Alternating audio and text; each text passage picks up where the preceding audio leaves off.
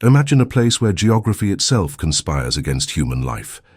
A region where the heat cooks the brain, where humidity rots the leather of boots in days, and where every square meter of vegetation hides predators, hemorrhagic diseases, and poisons without an antidote. By the logic of human evolution, this should be a demographic desert, a place to be avoided. However, defying all laws of survival and conventional history, it was exactly here, in this impenetrable green hell, that the most brilliant mind of the ancient world flourished. While the rest of humanity was still crawling in its understanding of the cosmos, an isolated civilization, without contact with the wheel or metal tools, was already mapping eternity. They calculated the cycles of Venus with a precision that would humiliate the NASA of the 1960s. They erected artificial limestone mountains that pierced the forest canopy. They created the concept of deep time long before any Greek philosopher was born. We are talking about a society that looked into the abyss of the jungle and decided not only to survive but to dominate. But for centuries, the true magnitude of what they built remained invisible. We thought we knew who the Maya were. We believed they were dispersed tribes, priests observing the stars in isolated clearings. We were wrong, radically wrong. What is hidden beneath the roots of Central America is not just a set of ruins. It is the proof of a historical anomaly that modern science took almost 200 years to begin to understand. And the question that haunts archaeologists today is no longer how they died. The true question, the one that makes us rewrite the history books, is how, in the name of all that is sacred, did they manage to live? Prepare yourself. What you are about to discover next is not just history. It is the dismantling of everything we thought we knew about human capacity. What looked like a hill covered in trees was, in fact, a colossal pyramid. They had stumbled upon Copan. That was impossible. According to the historical narrative of the time, savages did not build monumental architecture, but the stones did not lie. The scale was pharaonic. The detailing was surgical. That moment in 1839 was the archaeological equivalent of finding a spaceship buried in the backyard. The world was forced to accept that, while Rome fell and Europe plunged into the Dark Ages, an intellectual superpower was operating at full steam in the Americas. However, even with the discovery of Copan, the arrogance of Western science blinded us.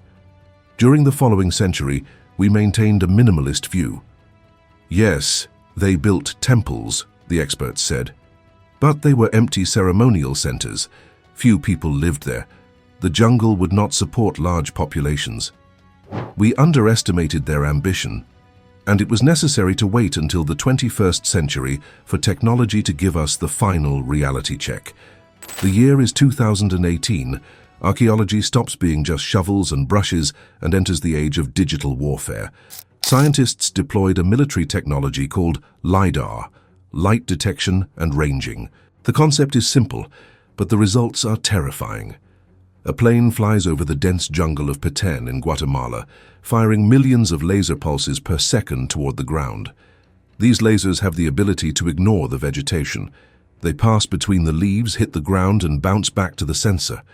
When the computers processed the terabytes of data and digitally erased the trees from the image, the computer screen did not show an empty terrain with a few scattered temples. What appeared on the monitor made the most skeptical scientists lose their speech. Where we saw virgin forest, LiDAR revealed the skeleton of a continuous megalopolis. But what the screens showed was not just a city, it was a physical impossibility. Satellite data revealed something that archaeologists tried to hide for months: an urban grid of 60,000 structures connected by elevated roads that cut through deadly swamps. This means that while London was a village of mud, this metropolis pulsed with millions of souls. But there is a detail that the LiDAR sensors could not explain. Something that defies biology. There were no water sources within a radius of 100 kilometers. By the law of nature, everyone there should be dead in a week. However, they thrived for millennia. How? They were not villages. It was an industrial urban sprawl. Elevated roads connected distant cities, complex drainage systems, fortresses, defensive walls, and the most shocking houses, thousands and thousands of housing platforms. In the blink of an eye, the population estimate of the Maya jumped from modest numbers to something frightening, more than 10 million people. To put this into perspective, at its peak, this civilization had a population density that rivaled, and in some cases surpassed, medieval Europe. We are talking about a social complexity that should not exist in a hostile tropical environment. There were more than 60,000 structures that we, modern humans with satellites and GPS, simply did not know were there. We were walking on the roof of a forgotten empire and calling it wild nature. But this revelation brought with it an insoluble logical problem, a logistical mystery that defies the basic engineering of civilizations. Analyze human history and you will find a golden rule, a universal constant. Great civilizations are born from fresh water. Egypt does not exist without the Nile. Mesopotamia is defined by the Tigris and Euphrates rivers. The great civilization of Harappa flourished on the banks of the Indus. Running water is the blood of any empire. It is transport, it is agriculture, it is life. Now look at the map of the Maya world. Much of their territory, especially in the northern lowlands and the Yucatan Peninsula, is devoid of major surface river systems. There is no Maya Nile. Worse yet, the geology of the region is a nightmare for water retention. The soil is karstic, a gigantic layer of porous limestone. Think of it as a solid sponge. When it rains, and it rains torrentially in the tropics, the water does not run in streams or rivers. It is immediately sucked up by the earth. The soil swallows everything. Seconds after a storm, the surface can be dry again. Try to process this. 10 million people. A complex society. Building pyramids, sustaining armies, feeding workers, in a geological desert disguised as a tropical rainforest. Without rivers for irrigation, without perennial natural lakes in many areas. Why would anyone choose to settle here? Why build the greatest civilization of the Americas in a place where the basic engineering of survival seems impossible? Were they running from something worse? Or did they know something we didn't? The answer to this suicidal choice does not lie in the last 4,000 years. It resides in a much more remote past, in a time when the planet was an unrecognizable place. We need to turn back the clock. Not centuries, but millennia. Let's go to 20,000 years ago, the height of the last ice age. The world is a block of ice. The level of the oceans is drastically lower, exposing land bridges that are submerged today. It is in this hostile scenario that the greatest odyssey in human history occurs, the crossing from Asia to the Americas. Groups of nomadic hunters chasing megafauna cross the Bering Strait. They enter a virgin continent, but they did not stop in the north. Something impelled them south. Generation after generation they marched. They crossed the infinite plains of North America, climbed the mountain ranges of Mexico, always pushing toward the equator, fleeing the cold, seeking life. They could have settled anywhere. But fate, or bad luck, led them to the Yucatan Peninsula. At first glance, for a people exhausted from walking, that must have seemed like Eden. Green, vibrant, exotic fruits, a climate that didn't try to freeze them at night. But soon the dream turned into a trap. They discovered the curse of limestone. The water that fell from the sky disappeared under their feet. Animals died of thirst next to green trees. Agriculture seemed unviable. The land was an insatiable sponge. Logic dictates that they should have turned back. They should have abandoned that cursed place, but they stayed. Why? Because in their desperate search for water, while sweeping the forest floor, they found something terrifying and miraculous. Clefts, black holes in the earth, geological scars that opened in the middle of the dense woods. They had not just found water, they had found portals. Looking into these openings, they did not just see the reflection of their own faces. They saw access to a subterranean world, a network of liquid veins that ran through the bowels of the earth. To the modern mind, they are just cenotes, geological formations. For the ancestors of the Maya, that was the entrance to Xibalba, the underworld.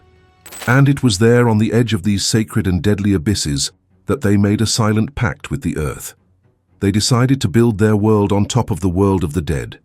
But controlling these waters would require more than buckets and ropes. It would require sacrifice, it would require blood, and above all it would require engineering so advanced it would seem like magic. What did they build to tame the underworld? And what terrible price did they pay for this audacity? The true story is only beginning. When those first explorers looked into the cracks in the earth, what they saw was not just geology. They saw salvation shining in the darkness. Down there, protected from the brutal heat of the surface, was water. Fresh, crystalline, filtered through kilometers of limestone, and most importantly, inexhaustible. Modern science calls these subterranean aquifers or cenotes. But for the Maya mentality, that was not a reservoir. It was a spiritual frontier. They believed they were looking directly into the throat of Xibalba, the dreaded underworld. The belief was absolute. Chak, the god of rain and thunder, inhabited those flooded caves. The logic was terrifying but clear. To live on the surface, they needed to make deals with what lived underground. It was this discovery that allowed the impossible. They did not flee the forest of death. They colonized it. They erected their cities strategically around these open mouths of the earth, transforming access to Xibalba into the beating heart of their empire. They had water. The immediate problem was solved. But the jungle is an enemy that never sleeps, and the war for survival was only beginning. You don't build an empire with just water. You need energy. You need food on an industrial scale. And here we run into another insurmountable obstacle. The tropical forest is so dense that clearing it for agriculture would be a titanic task even with modern machines. Without iron tools, felling a single giant tree could take days. How to feed millions of mouths when the landscape itself fights against you? The Mayas' answer was brutal and ingenious. They did not try to cut down the forest. They burned it. Using a controlled technique of slash and burn, they set fire to calculated sectors of the woods. But it was not gratuitous destruction. They understood soil chemistry centuries before modern agronomy. The ashes of the burned forest served as a super-potent fertilizer for the poor limestone soil. And it was upon these ashes that they performed their greatest scientific feat, something that would change humanity's diet forever. We tend to think of ancient agriculture as something simple: plant a seed and wait.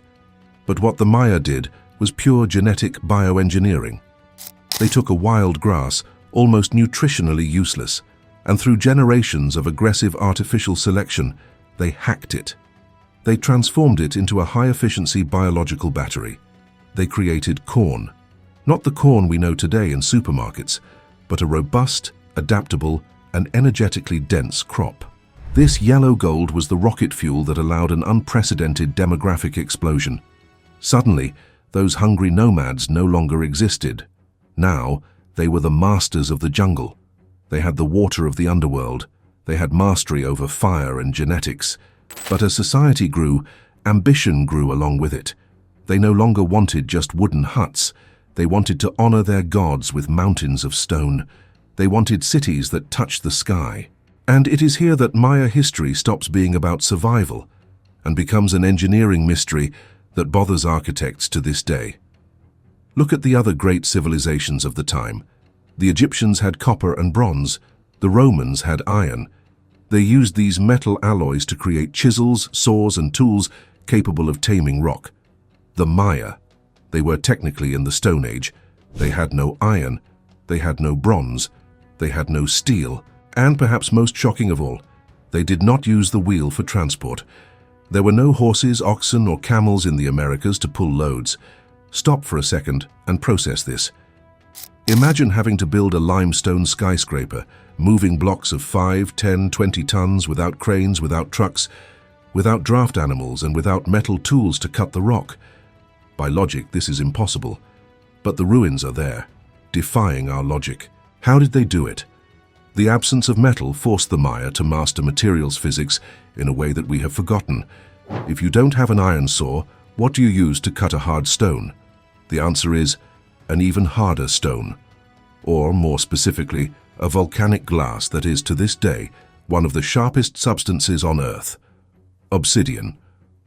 When fractured correctly, obsidian creates a cutting edge that is microscopically thinner than a modern surgeon's scalpel.